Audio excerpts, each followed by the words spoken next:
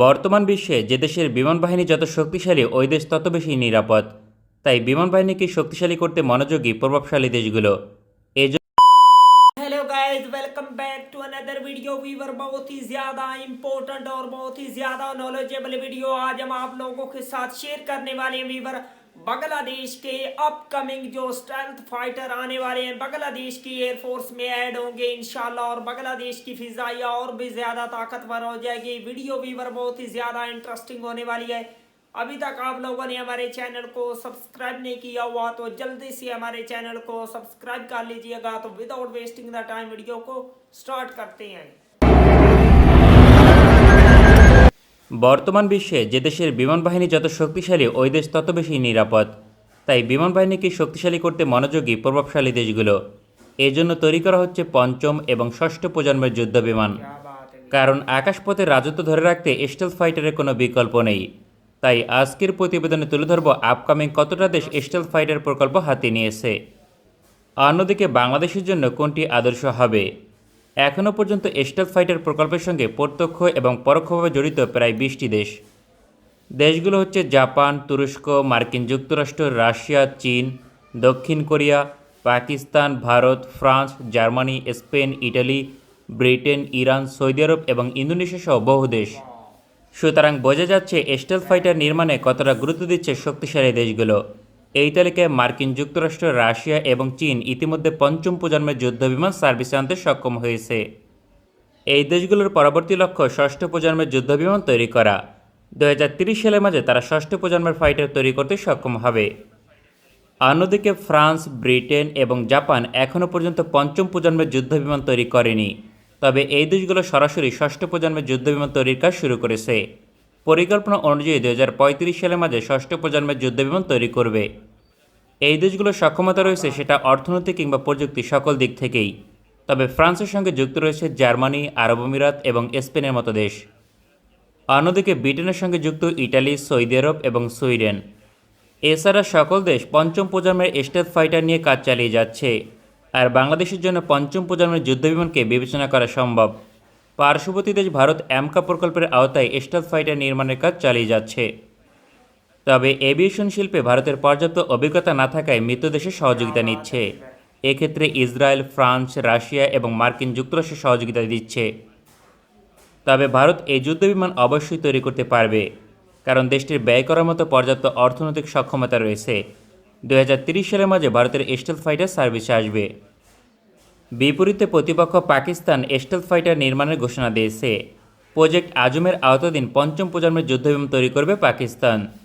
তবে এখনও পর্যন্ত কনসেপ্ট প্রকাশ ব্যতীত কোনো অগ্রগতি হয়নি, কারণ এই ধরনের একটি প্রকল্প বাস্তবায়ন করতে ন্যূনতম 10 থেকে 20 বিলিয়ন ডলার প্রয়োজন। পাকিস্তানের পক্ষে এখন এত বড় প্রকল্প বাস্তবায়ন করা অসম্ভব। তবে ভবিষ্যতে চীন এবং তুরস্কের সহযোগিতায় এই প্রকল্প বাস্তবায়ন করবে। যদিও পরিকল্পনা অনুযায়ী 2035 সালের মাঝে সার্ভিস আসার কথা রয়েছে। তবে দক্ষিণ কোরিয়া 2026 সালের মাঝে স্টেলথ ফাইটার প্রকল্প বাস্তবায়ন করবে। দেশটির সঙ্গে ইন্দোনেশিয়া যুক্ত রয়েছে। তবে দক্ষিণ কোরিয়াকে যুদ্ধবিমান নির্মাণে সহযোগিতা করেছে মার্কিন যুক্তরাষ্ট্র, বিশেষ করে অনেক সরঞ্জাম সরবরাহ করেছে। তবে তুরস্ক একমাত্র মুসলিম দেশ হিসেবে স্টেলথ ফাইটার প্রকল্প বাস্তবায়নের পথে রয়েছে, কারণ রানওয়ে পরীক্ষা সফলভাবে অতিক্রম করেছে। সুতরাং তুরস্কের পঞ্চম প্রজন্মের যুদ্ধবিমান প্রকল্প এখন বাস্তব বলা যায়। দেশটিকে স্টেলথ ফাইটার নির্মাণে সহযোগিতা করেছে ব্রিটেন এবং মার্কিন যুক্তরাষ্ট্র। অন্যদিকে মুসলিম বিশ্বের আরেক দেশ ইরান পঞ্চম প্রজন্মের যুদ্ধবিমান প্রকল্প হাতে নিয়েছে। তবে দেশটির পক্ষে এই প্রকল্প বাস্তবায়ন করা রীতিমতো অসম্ভব, কারণ প্রযুক্তি কিংবা অর্থনৈতিক সক্ষমতা সকল দিক থেকেই সংকট বিদ্যমান। উপরিক্ত প্রকল্পের মাঝে বাংলাদেশ চাইলে যে কোনো দেশ থেকে আপকামিং স্টেলথ ফাইটার কিনতে পারবে। তবে মার্কিন যুক্তরাষ্ট্রের ষষ্ঠ প্রজন্মের যুদ্ধবিমান পাবার সম্ভাবনা নেই। এছাড়াও রাশিয়ার অপশনে এমনিতেই যাবে না বাংলাদেশ, কারণ প্রযুক্তি কিংবা অর্থনৈতিক সুবিধা সকল দিক থেকে বিবেচনা করলে রাশিয়ার অপশন সঠিক হবে না। এছাড়া প্রায় সকল দেশের আপকামিং স্টেলথ ফাইটার প্রকল্পে বাংলাদেশ যুক্ত হতে পারবে। তবে পাকিস্তান, ভারত কিংবা ইরানের মতো দেশের স্টেলথ ফাইটার প্রকল্পে বাংলাদেশ কখনোই যুক্ত হবে না। গুরুত্বপূর্ণ বিষয় হচ্ছে অবশিষ্ট সকল দেশের আপকামিং স্টেলথ ফাইটার প্রকল্পে বাংলাদেশের সম্ভাবনা রয়েছে, কারণ যে কোনো যুদ্ধবিমান বাংলাদেশের চাহিদা পূরণ করতে পারবে। তাছাড়া কোয়ালিটি নিয়ে প্রশ্ন তোলার সুযোগ নেই। সকল দেশের স্টেলথ ফাইটার ব্যাপক শক্তিশালী এবং সময়োপযোগী হবে। আপকামিং স্টেলথ ফাইটার প্রকল্পে শেষ পর্যন্ত থাকবে দক্ষিণ কোরিয়া, তুরস্ক, জাপান, ফ্রান্স, ব্রিটেন এবং চীন। বাংলাদেশ যদি ষষ্ঠ প্রজন্মের ফাইটার চায় তাহলে তুরস্ক এবং দক্ষিণ কোরিয়া এই তালিকায় থাকবে না। তবে ষষ্ঠ প্রজন্মের যুদ্ধবিমান বাংলাদেশের অবস্থান থেকে ক্রয় করা জটিল, যার একমাত্র কারণ আকাশচুম্বী অর্থ ব্যয় করতে হবে। অন্যথায় ষষ্ঠ প্রজন্মের যুদ্ধবিমান ক্রয় করতে কোনো বাধা নেই, কারণ সকল দেশ চাইছে তাদের সঙ্গে বাংলাদেশের মতো দেশগুলো অংশগ্রহণ করুক। সেক্ষেত্রে চাইলে ফ্রান্স এবং ব্রিটেনের সঙ্গে যুক্ত হতে পারে। তবে $multi-billion দিয়ে এই ফাইটার পরিচালনা করা বাংলাদেশের জন্য এক প্রকার দুঃস্বপ্ন বলা যায়, কারণ প্রতিটির মূল্য হবে কমপক্ষে $300 মিলিয়ন। পাশাপাশি অপারেট করার জন্য প্রতি ঘন্টায় 40 থেকে 60,000 মার্কিন ডলার প্রয়োজন। আকাশচুম্বী এই অর্থ ব্যয় করতে পারবে একমাত্র ধনী দেশগুলো।